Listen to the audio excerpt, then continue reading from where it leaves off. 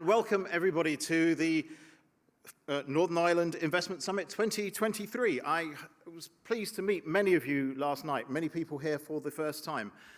So if I could welcome some people who I know are here for the first time from Nomura, from Moderna, from AstraZeneca, and from Petronas. It was a pleasure to meet you all, and I hope you like what you've seen so far.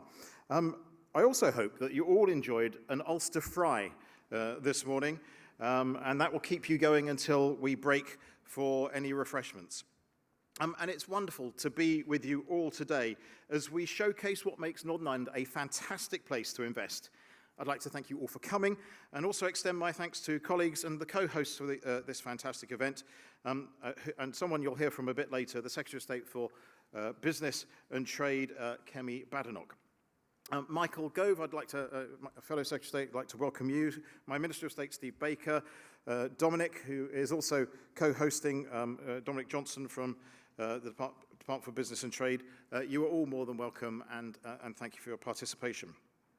And I'd love to thank Emma for her fantastic and inspiring words just now.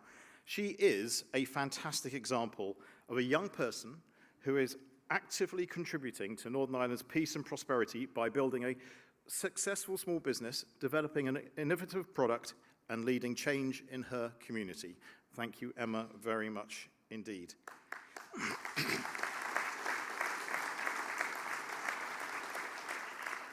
Now, in today's Northern Ireland, young people like Emma are able to work hard and build a wonderful future against a backdrop of opportunity. Northern Ireland has enormous economic potential and is full of the talent and expertise required by the sectors we've mentioned and many others of the sectors of the future to succeed and to thrive. It's particularly fitting that this investment summit, which showcases that success, is being held in Belfast as we mark the 25 years since the signing of the Belfast Good Friday Agreement. A quarter of a century on, this landmark agreement continues to provide the framework for peace and prosperity in Northern Ireland, and the UK government remains steadfastly committed to the agreement. Earlier this year, we welcomed signatories and supporters of the agreement, including Senator George Mitchell and President and Secretary Clinton to Northern Ireland to mark the anniversary. And we had a real sense of, in that room that particular day, of energy and optimism. And I feel a similar exciting buzz. Well, I felt it yesterday evening as we all networked, and in this room today. And it was lovely to see so many people networking so hard last night, exactly what this event is all about. Now, to understand why the Belfast Good Friday Agreement is so important, all you have to do is look around you. During the Troubles, an event like this would have been impossible. I'm very proud to say that this event, Northern Ireland's through this event, Northern Ireland's innovative businesses are being showcased to over 200 investors from the USA, the Middle East, Europe, and Asia-Pacific regions. And the Belfast Good Friday Agreement continues to stand as an internationally recognized example of conflict resolution, which has benefited all communities. Today, we're part of an agreement story as we not only consider how far Northern Ireland has come, but we all look forward to the future and what it brings. Now, if you're an internationally renowned firm considering investment in Northern Ireland, be assured that Northern Ireland has everything you need to grow. From its highly educated workforce and its strong partnerships between academia and business, to its stunning scenery, tourism offer, and rich cultural and artistic heritage, Northern Ireland is a great place to live, to work, and to invest. Already established as world leading in key growth sectors, Northern Ireland's history of economic innovation and ingenuity gives this place every chance to thrive when supported by continued investment in business, talent, and infrastructure. Northern Ireland is already expanding into industries with enormous future growth potential, such as cybersecurity, where we now have over 2,700 cyber professionals working in over 120 companies here. This, together with the fantastic progress we've seen in fintech, health and life sciences, and advanced manufacturing, is one of the reasons why Belfast is ranked in the top 25 tech cities in the world, second in the UK after London. And I was reminded last night, I should say this, we have many other centres of excellence in business in Northern Ireland, including Derry, Londonderry and Newry. The UK government is committed to supporting Northern Ireland's talent and expertise. I hope we are demonstrating that commitment today.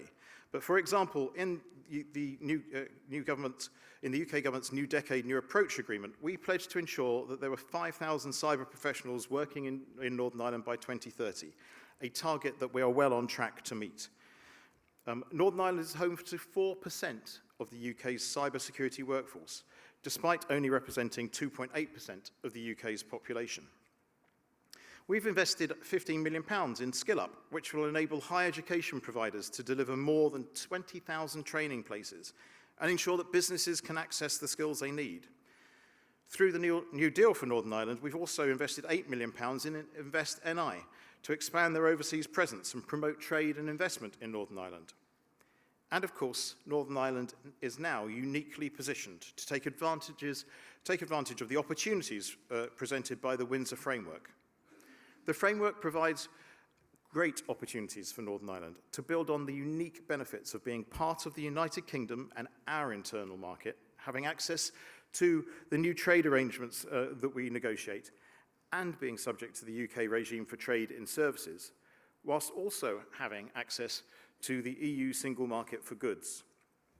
The framework restores the free flow of trade from GB to NI through a new green lane. It gives the people of Northern Ireland a veto over new EU laws that apply here, and it protects Northern Ireland's place in our union through fixing the practical problems that were displaying themselves and ensuring that UK decisions on tax and spend benefit people and businesses in Northern Ireland as they do in Great Britain. The Windsor Framework really does help build a brighter future for the people and businesses of Northern Ireland. Now, I'd hoped by now that we would have an executive back up and running for potential investors here to travel here today and be met by ministers from Northern Ireland and discuss their ideas.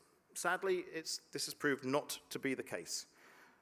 But my team and I have worked intensively with the DUP and indeed all the main Northern Ireland political parties across the summer, and I'm genuinely hopeful that progress will be unlocked very, very soon.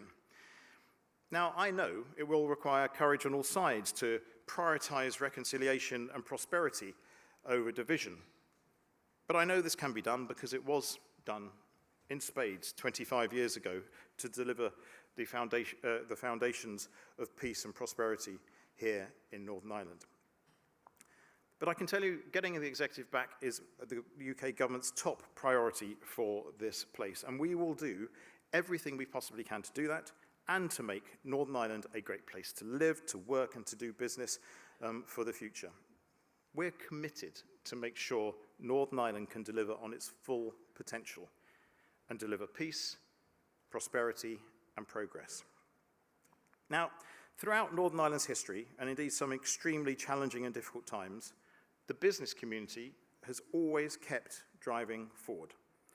Their resilience and ambition for a better Northern Ireland has played no small part in the journey that has brought us to the place we are today. This investment summit is not just a showcase of the best Northern Ireland has to offer, but a celebration of those people who have put this place on the map as an incredible place to work and to live.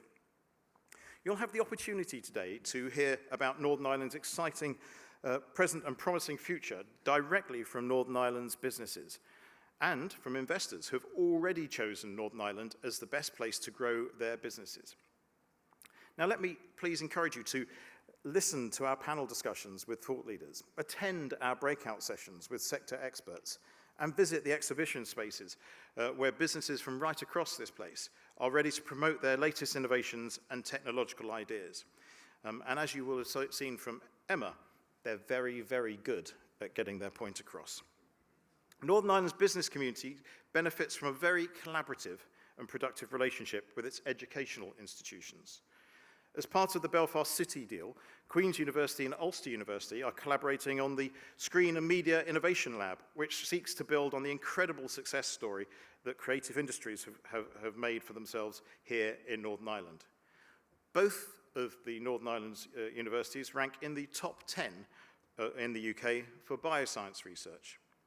Indeed, in February 23, earlier this year, the UK government announced £11 million will be provided to deliver a cyber AI technologies hub at the Centre for Secure Information Technologies in Queen's University, which also is unlocking a further £4.5 million in investment from the private sector.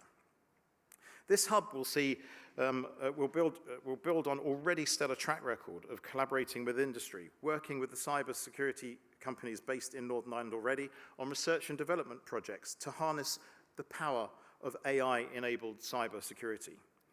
And I'm very pleased to see that Queen's University Belfast and Ulster University are here supporting the summit today. And please, when you get the opportunity, do speak to them about the exciting work they're doing with startups and businesses and how they can possibly help you. Please also speak to my government colleagues from the UK government and our colleagues in Invest Northern Ireland about how we can support your ambitions to invest and do business here. We are, surprisingly for government, I feel, here to help.